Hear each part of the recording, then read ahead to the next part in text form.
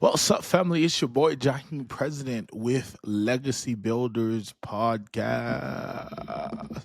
We are here for another episode where we kind to build our legacy and we try to leave a lasting impact. I want to thank all of our new subscribers and all of our new viewers. And we just have one rule here at Legacy Builders Podcast. We ask that you like, share, comment, and that you share with everyone you know as we continue to become and continue to make a greater impact here at Legacy Builders Podcast. You can find us on YouTube at Jaheim President TV. You can find us on any major podcast platform at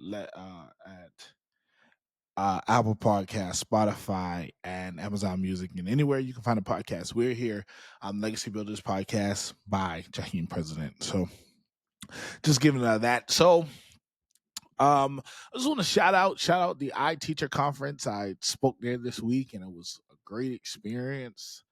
I got to pour into future leaders and I got to dip into where my future is going and where I want to go. So I just want to shout out those. They are our new listeners. They are our new family. So if you see them in the comments, if you see them sharing, hey, love them. We're all about growth here. But today I want to talk about a serious conversation. It's a very hard topic, but I think one that is so necessary that if we stop not talking about it, if we don't talk about it, then I think it happens occur more. So today we want to talk about mindset, about defeating depression. I mean, about that depressed state, about how it can consume you and it can consume you to the decisions and stuff like that. So I want to first talk about in this disclaimer, if you're dealing with depression, if you're dealing with any type of anxiety, I just want to really come on here and say that you're not alone. And I don't want you to think that you're alone. I don't want you to think that you're trapped in this bubble and that something is wrong with you, or whatever your mind is trying to play tricks on you. I just want to say that from my heart, I love you and that I really want you to succeed. That's why I'm talking about this today, because I really the demands of pressure and the demands to succeed in life brings on that spirit of depression. I mean, because when you are depressed or when you're dealing with that anxiety or depression, is because you figure that you're not good enough. So me, I still battle today with depression, and sometimes it's seasonal depression. So there are different times of the year that I mentally just, like, there's always some type of disconnect, or there's always some type of form of emotion, or I always feel like I'm not my best self or whatever.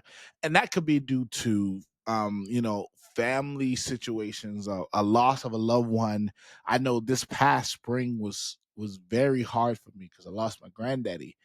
Um the spring there, I lost my granddaddy like 2 months before I was supposed to graduate college. So that time of season was a very triggering season, and also I'm a preacher, and so I had to 2 months ago in July I had to preach at the church the day before he, like, the same church that I preached at that church, and then the next day my granddaddy died. So and it was no connection, but it was in my mind. It was like da da da da. So, um, battling with depression is a very hard thing, because I think some of us we don't see. I feel like depression clouds our judgment. Depression clouds our decision making. Depression clouds our ability to be able to see into the future. And so that's why I want to talk to those who feel like they're depressed, and I want you to know that you're not alone. And I said that earlier in the episode, but I also want you to know that there is help out there for you. I really do believe there. I know, well, not that I believe, I know that there is help out there for me, because I was there.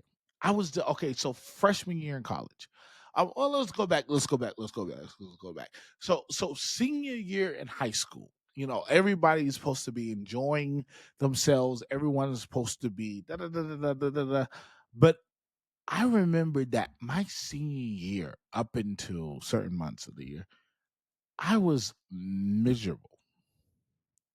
I was miserable. I was miserable my senior year from September to March. And I was depressed because I was fighting so many things. I was fighting, where am I going in college? I was fighting, relationship things. I was fighting friendships.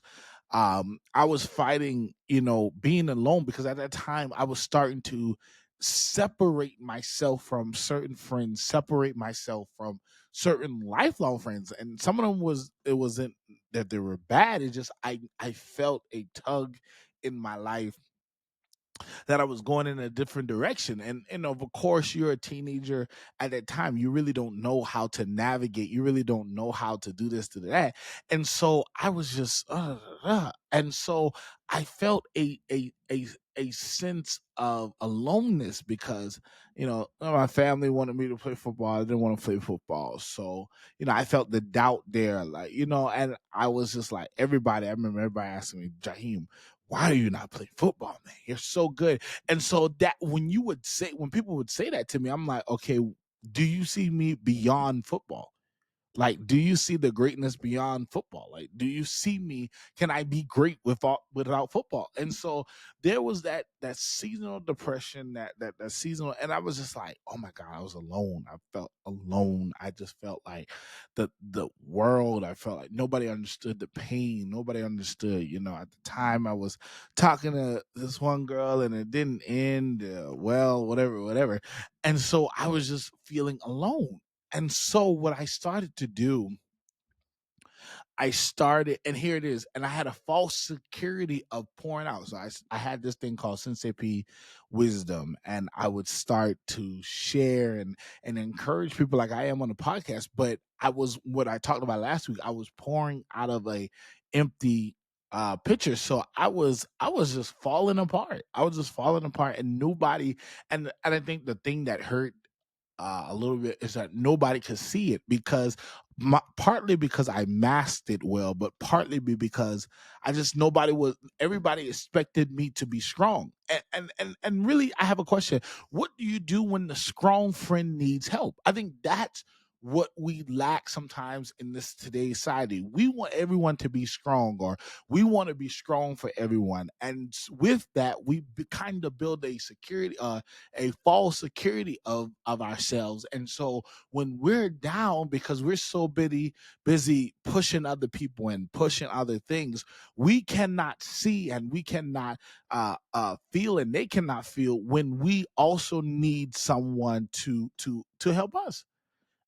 And for years, and even now, for years, I got tired of being the strong friend. And you can drop that in the comment when you see this, or you can text me that, DM me that. How many of you are really tired of being the one that is always the therapist, the one that's always the planner, the one that's always got to apologize, the one that that is very frustrating. And in the end, you are building a false security. And so when the moment you feel weak and no one's there for you, that's when the enemy, and that's when that spirit of depression will start falling on you, is because you realize that in the end nobody was there for you. And can I tell you this? There is someone there for you, but you have to start creating those boundaries, and you have to start creating those places and spaces where you got to let people know when you're not okay. And that was my problem for a long time, because I'm in, especially in this African American culture, especially as a male in general, we don't want to, or we've been taught that don't show any signs of weakness. Don't show any signs of emotion, because emotion sometimes, and that's what our culture says, sometimes emotion will have people thinking that you're weak. And I really want to dispel that, because is it's okay to show. If you're looking at me, it's okay to show. I want you to show emotion, because that lets me know that you're human. And can I tell you this? I'm not looking for Superman. I'm not looking for Batman. I'm just looking for Clark Kent. And I had to tell my friends, and I had to tell my family members, I had to tell people that I were connected to, that there are going to be some times where Jaheim can't help you because I'm too busy helping myself. And what a liberating thing that is when you come to the realization that you cannot help everybody, that the first priority, the first, come on, look at me. The first priority that you have to have for yourself is that you have to take care of yourself. And many of us, that's why depression and anxiety are so easy enough to take us over, is because we're not taking care of ourselves. And I talked about that last episode. We Self-care is such a powerful tool, and many of us fail to use it because, here it is, society doesn't push self-care, because self-care will have you drawn back some things. Self-care is not always about shopping and getting your hair done. Although those are strong things, if that's your self-care, do. But self-care may be, I can't respond to a text message today. Self-care may be, I may not be able to do this assignment today. I may not I may not be able to lift you up today. And I really thank God that He liberated me from carrying unnecessary people and carrying everybody, because He is the one who's supposed to be carrying everyone. And sometimes that's what it is. We trying to do superhuman things, and we're not superhuman. No matter how much they hype you up in the group chat. Oh yeah, girl. Yeah, no matter what. No. You have to realize, come on, say it with me. You have to realize that you got to be all for you sometimes. And so, going through my senior year, I was battling that, and then I kind of regained a little bit of myself, and then college hit. Okay, so now I'm entering into a new environment. I'm entering into a new system, but here it is. I'm trying to do too much again. So not only was I freshman in college, I was in a cohort, I was in a program at the school, and then I was also coaching football. I was literally out here coaching football, for real, for real. Like, so here was how my life. I was class, literally got out of class, eat, probably was in my dorm for like 4.5 seconds. I didn't have my car at the time for the first 2 months. So I'm catching bus to get to practice. Then from practice, having my boss, the head coach, drop me off, just have enough time to shower and go to sleep and do it all again. So out of that, asked me if I was doing homework, asked me if I was making those healthy connections, social connections, asked me if I was enjoying life. See, I read a quote today. We're too busy trying to perfect and achieve a greater life that we forget the part of living. And so I wasn't living. And so it snowballed into some different areas, and I found myself in different things. And literally in the year of 2019, November, late October, November, I tried to commit suicide. Yeah. Me who's on this podcast, me who's encouraging, me who smiled, because I felt that life was not worth living. And the reason why is because I didn't put the proper boundaries and the proper spaces, and able to delete certain people, and I was putting my trust in certain people, and I was um valuing myself, or basing myself off of what people thought about me. And so and here's the dangers, I needed you to love me the way that I should have been loving myself. God, that's good. How many of us have fallen victims to that, where we have been wanting people, and we have been wanting uh people to love us, and also to fill out that void that we should have been loving ourselves in the first place. How many of us? I mean, I can tell you, I've been in danger of that because it was such a hard thing, and so everything else was going wrong, and everything else was going wrong in my life. So I expected, you know, people to fill that void. Come on, come on, come on, come on, come on, come on. I expected people to be me. And how many of us we fall into that spirit of depression is because we are expecting ourselves to be ourselves. We're expecting other people to be ourselves. And so there was a danger, and here it is. So now I did that. The college knew it was the whole thing. And so for me to even complete more classes at the College of Charleston, now I have to go to therapy. So now I'm fighting that. I remember I was like, okay, they told me and here's it is. So after that, I tried to go back to normal. How many of us tried to do that? We've had a difficult season. We have a difficult time. We've fallen apart. We've done this, and then we tried to go right back to normal. How many? No, no, no, no, no, no. How many of us have been guilty of that where we know we need a mental health day? We know we need this. We know we need that. But we've decided, no, no, no, no, no. No, no, no, no, no, no, not me. That was just nope, nope, nope, nope. Because here it is, like I said again, we don't want people to see our emotion because we don't want people to one us, or we don't want people to think that if they see us as a leader, if they see us as a trendsetter, if they see us as that, we don't want people to think, oh no no no no, oh what? We don't want them to say not so and so, not so and so. But you have to come to the realization, I don't care what so and so is saying, because if I ain't right, I ain't right. And here it is, if I'm not mentally, if I'm not physically, if I'm not emotionally there, and you still expect me to perform at the same level, I may lash out on you, and then that ends our relationship. How many of us has been there where we've been in relationships, we've had family members, we have coworkers or whatever, and because we didn't take the proper time to heal, or we didn't take the proper time to regain a little sense of normalcy, then we're lashing out on people, and people don't even know why we're lashing out, because one of the reason, people didn't even know that we were down and out.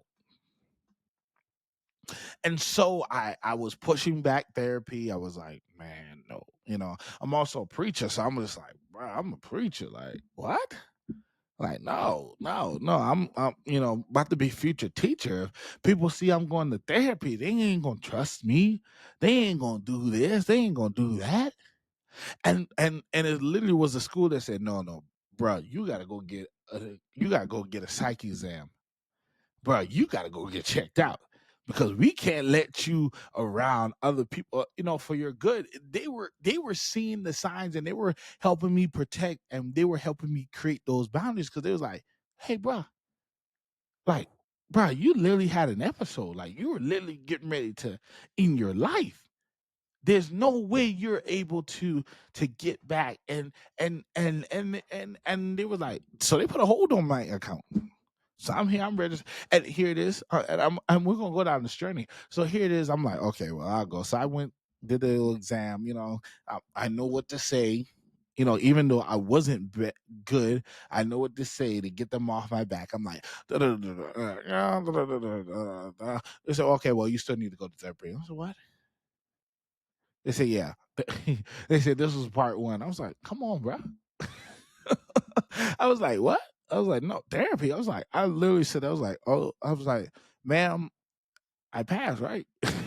She said, yeah, this part. I said, okay. I said, what's the next part? So then, once again, now I'm pushing off therapy. I'm like, all right. Like, okay. I'm like, I ain't really about to do this. And she said, yeah, no. And so I meet a therapist, and can I tell you this? She changed my life.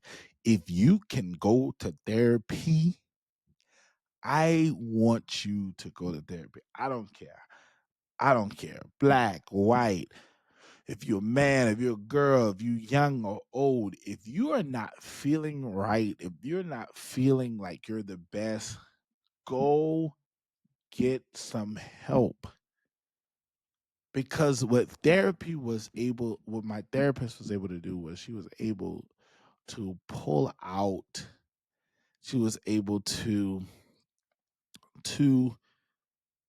give me an a true evaluation of where I was at. Because if I love my granny, I love my granny, I love my mama, I love my granddaddy, I love my daddy, and so I would go and vent to them, and they would give me the same advice. I'm like, bruh. So then when I started to go to my therapist, she started to really just make me re-examine relationships. She made me re-examine people. She made me re-examine how I was thinking. She really pushed this idea of life is all about perspective. Let me say that again. Life is all about perspective. And so she made me really, it was so amazing. I owe her my life today, really do. Because she said, so she would listen to me talk. And then she would say, okay, now let's reframe your thinking. My God. I said, what? She said, yeah, let's reframe your thinking. I'm like, lady, I just told you everything. She said, yeah, but now if she write it, she would let me, she would say what I said. She said, okay, but how could that have been different? So then she's pushing multiple perspective, and she made me realize that certain things I was stressing over were small, and certain things that I should have been aware of and really paying attention to, I needed to bring that to the forefront. And there is the idea of perspective. And so I wanted this, you know, I wanted to regain normalcy. And I always kept saying that, Lord, when I'm gonna be back to normal? She said, Jaheim, there is no normal. When are you gonna be good for yourself? When are you gonna be able to function for yourself? And I have that same question for you today. There is no such thing as normal, because what may be normal for me may not be normal for you anymore. What may be normal for you may not be normal. And so here it is. That spirit of a comparison will have you in one of the biggest droughts, and the biggest tussle in your mind is because me and you are not meant to be the same. Okay. I had to say it. And so I tell myself that because I'll get into these things where I'm comparing myself. I'm looking at the podcast. I'm like, why is it not growing? And there comes consistency. I'm like, Jaheim, what's for them is for them. But everything that is attached to my name is going to happen. Can I say this? Everything that is attached to my name is going to happen. So can I tell you this? Everything that is attached to your name is going to happen. Everything that's meant to happen in your life, every good thing, even every bad thing, is going to happen for you. And it's not going to be like the next person. It's not going to be your best friend. It's not going to be like your brother, your sister, your family, whatever. It's not going to be that for that. And so you have to tell yourself that today, that I got to live for, come on, put your name in there. I got to live for, come on, put your name. I got to live. And so I have to find out, come on, say it with me. I got to live for, put your name, and I have to find out what's best for. And many people ask me, why haven't I relapsed, or why haven't I did that? It's because, you know what? I found out what was for me. Now, here it is. I hear you pulling on me. That's not saying that there's no bad days that ever happen, but that's saying to me, and I'm saying to you, that I don't let the bad days overcome me anymore. And guess what? It's a process. It didn't happen overnight. I didn't go to one session of my therapy and say, okay, yeah, I'm fixed. I wanted it to be that way. I want even grief. Grief has a way, and I want to do that. I'm gonna do an episode because many of us are grieving, not just people who loved ones who have gone on grieving relationships. We're grieving. That's next episode. But I really wanted to talk about the surviving and thriving even after those episodes. And sometimes I was ashamed. I'm getting excited. I was ashamed of my story, and I was ashamed that I was a preacher, a teacher, a future teacher. Now I'm a teacher, and I tried to commit suicide. I was ashamed, but then I had to reframe that. My story is going to help someone get delivered. My story is going to help somebody feel better again. My story is going to help someone become a greater version of themselves, even if I don't see it right now. Even if I don't believe, even if I don't see it right now, I know and I believe in my heart that my story changed. And can I tell you this? That depression, that anxiety, that low self-esteem, I want to call you to a better place. And the better place would be take care of yourself. Take care of yourself. Even when it's not, even, take care of yourself. We need what you have to offer, but you need it first. God, you need it first. Don't let nobody trick you into doing something and trick you into becoming something and trick you into to operate in a space and a grace if you're not ready for it. Ain't nothing wrong with that. I ain't gonna love you less. I'm gonna respect you more because you understand your boundaries. You understand what was needed for you. So I survive. I'm a survivor, and I thank God every day that I thank God every day that there was an ounce of life and an ounce of light still left in me. Can I tell you this? I want you to find that little bit of light. It may be the littlest little dim light, but if there's still light in you, if there's still that dim light in you, you owe it to yourself to see it shine bright again. Oh God, I'll say that again. If there's a little, I don't know what you're going through. I don't know your family. You may be going through a divorce. You may be going through a bad breakup. You may have lost a loved one. You may feel like you're not this, you're not that. Can I just tell you this? There's still some light in you. It may be dim right now. You may have to search within yourself to see it, but you owe it not to me, not to the world, not to your family. You owe it to yourself. Come on, say it. You owe it to yourself. You owe it to yourself to let it shine bright again. You do. You owe it to yourself, not nobody else. Say it with me. I owe it to myself. Even when I see, God, this is good. Even when I see a little dim light, whatever it may be, I owe it to myself to see if it can grow again. So I encourage you, family, get to therapy, find some type of self-care, find some type of this and that, and begin that healing journey. It's a journey. It's not a quick, no, it's a journey. It's a journey. And I'm so glad it's a journey because in journeys you go through different phases. You go to different things. So I love you, family. This is a long one, but this is a necessary one. Come on, we're survivors. Come on, clap it up for that. We're survivors. We're survivors. You're a survivor. You're a survivor. And then after the surviving comes thriving. Ooh, God, that sounds good. After the surviving come thriving. Family, you know what I'm getting ready to say. If you have not followed us on social media. Follow me on social media. Call me Prez. Just search my name, JAHEIMPRESIDNT, on any social media. You'll find me. But also we have a shout out, creativity by Kayla.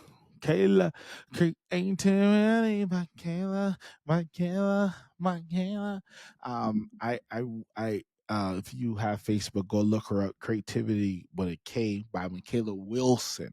Michaela Wilson. She is one of the best in the business for shirts, buttons. If you need any type of thing for any loved ones who have passed on, she has what you need. Just hit her up, hit her up, hit her up, hit her up, hit her up, hit her up, hit her up, hit her up, hit her up, hit her up, and she'll be able to do that for you. So, family, I'm getting out of here. I love you, family. Um, we're growing. We're growing. We're growing. We're growing, but we only grow by your subscription and by your sharing. So share, share, share, share. And I will see you next Sunday at 6 o'clock on the dot.